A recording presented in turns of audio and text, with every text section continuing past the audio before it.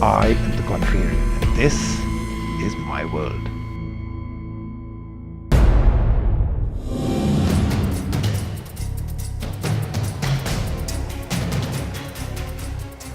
Hi, I'm Harish Bijur. I'm going to speak to Rajiv today on the fact that there could be blood in your phones. How fast must we clean up the act? Should we? And should we do it now? What do you think about it?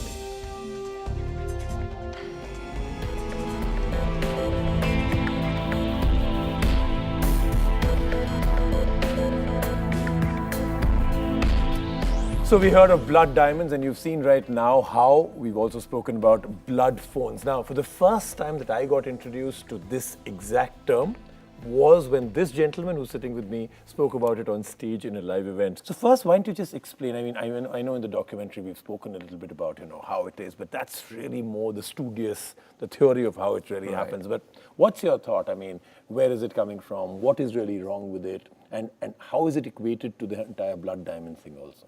Okay, see, it all starts from blood diamonds, because blood diamonds actually, funded something bloody.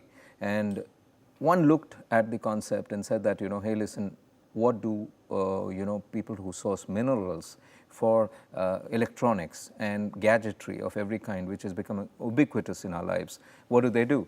And then look at the source of where it comes from. And one of the items that came to the fore at that point of time with these guys who were evangelists in this space was this business of Eastern Congo.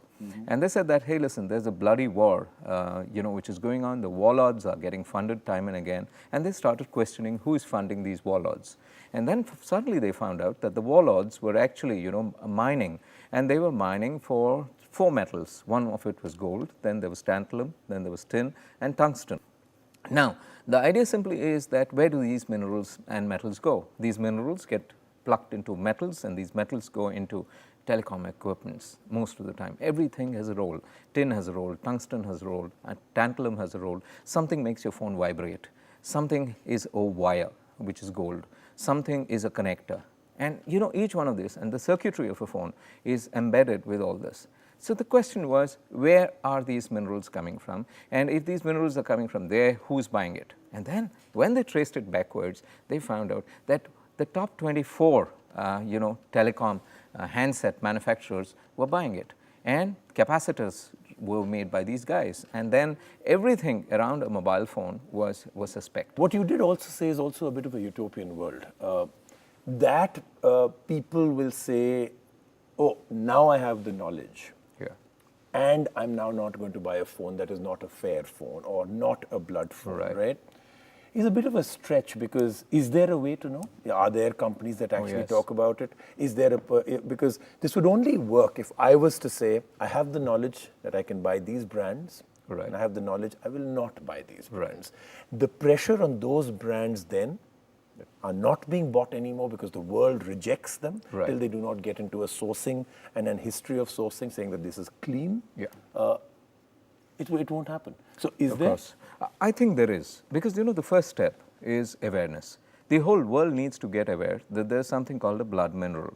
And once you know that, the second point is really to look at who are those companies who actually use these blood minerals callously. And I'm saying callously, because there are some companies which are using blood minerals but have a program to lessen the usage of blood minerals into their products and services.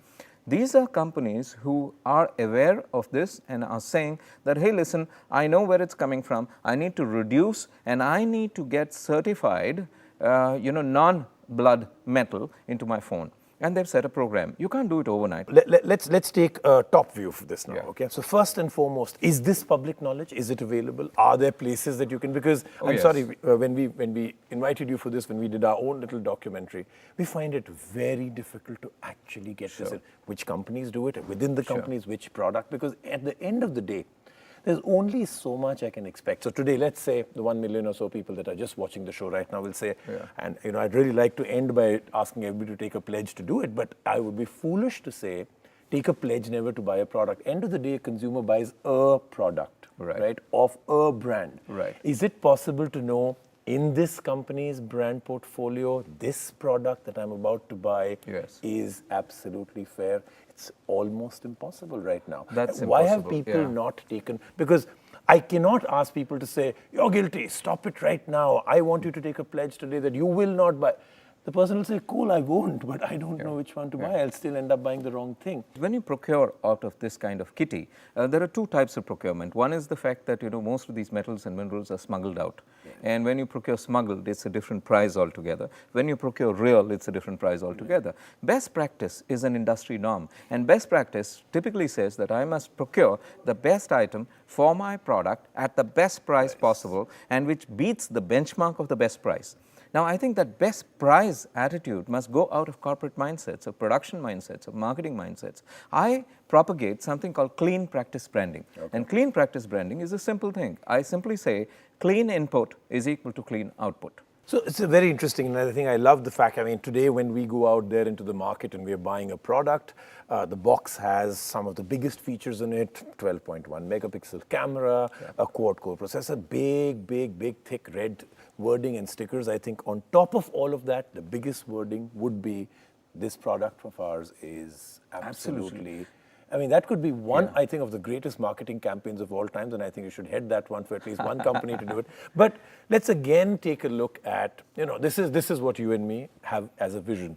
To get to this vision is not going to be that easy. For instance, let's just talk about that one thing that you spoke about, which becomes very important. And it is not just a company, it will also be something that a consumer has to accept, which is the price model.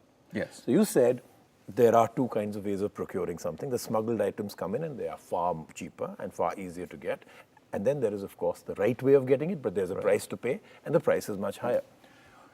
Would you, as a consumer, let's just get it down to you, and let's say the social strata that you are with and your friends and your relatives, would you be willing to pay twice the amount for all your electronics? At this point of time, there is a piece of society which is willing to pay more. And there is a piece of society which is willing to pay, something like about 4.5 lakhs of Indian rupees for a car which is meant to be an electric car. Now, what the hell? That electric car possibly doesn't look all that sexy and snazzy. That electric car is small. I too wonder.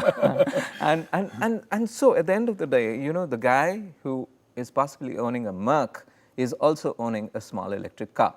Somewhere we've got to draw a line of reality. Let's set this in stone, saying, of course, this must be done. Right. But can it be done if we were to say right now, you'll play your part in this world by buying a phone which is absolutely, totally blood-free. But would you buy it at twice the price? I'm just saying it's extremely important to attempt it. It's extremely important for the world at large to attempt it, because we cannot get into mad consumptiveness anymore. We need to get into what I call responsible consumptiveness. So I'll tell you what I'm going to do. I'm going to give you this platform because I think it's a great one, and I will actually pledge with you on this one. Give us a short, maybe 3 or 4 point blueprint for what a company should do and what a consumer should do. And let's try and get this campaign off, because I truly believe this is something, this is something that the time has already come and gone. It should have been done a long time back. The awareness, we're doing our bit by putting this together on this show. We'll carry on doing this. But let's see. This is a consumer process. The consumer must be aware enough to say, hey, let me understand, does this have any kind of blood mineral in it?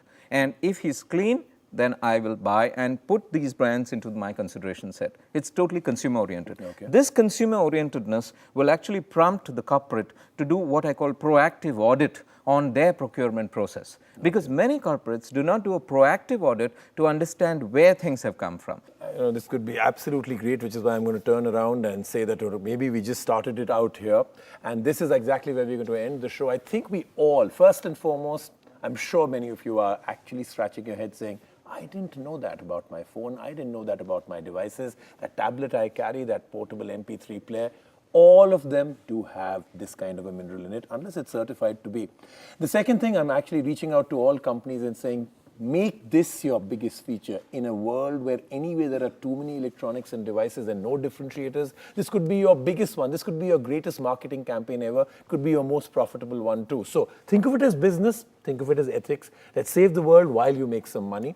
Let's all try and make sure that we put some pressure on these companies and you do not buy one more blood phone. Thank you, Harish. Thank you so much. Fantastic having you here. Lovely. Thank you.